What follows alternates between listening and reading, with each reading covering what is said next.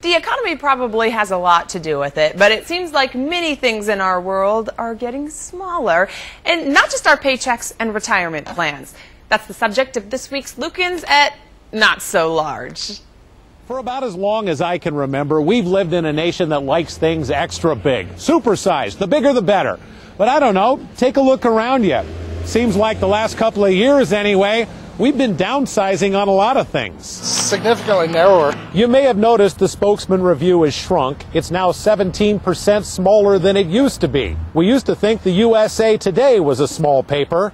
Now the Spokesman Review is even smaller than that. I guess after the first week, you don't really notice anymore because it's all the same, because all the ones in your recycling bin are all the same size, and I'd much rather have a bigger paper. I guess it fits in my backpack a little bit easier. And here's another one. With the older, bigger newspaper, my arms would be way out here.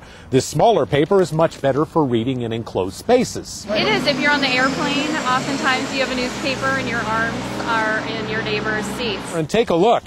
Isn't this about the exact size of a bird cage? So I'm a fan. And Exhibit B. This is really the first cell phone I ever spoke on. This is my cell phone now. Obviously, phones are getting smaller. Try putting this in your pocket. Nobody's unhappy about this. Hey, confusing Burger King, what can I get for you? The term supersize actually started with fast food, but even that's getting smaller. Let me ask you about those burger shots, okay? All right. Are these pretty good? Are they popular? Yeah. All right. Do you have you don't make like little French fries or milkshakes to go with those, do you? We do not, I'm sorry. You have to be dainty. Have you noticed you don't see many of these babies on the road anymore? I used to own a pickup truck that was just a little smaller than this, and now this is what I ride to work in the morning. There are some drawbacks, though.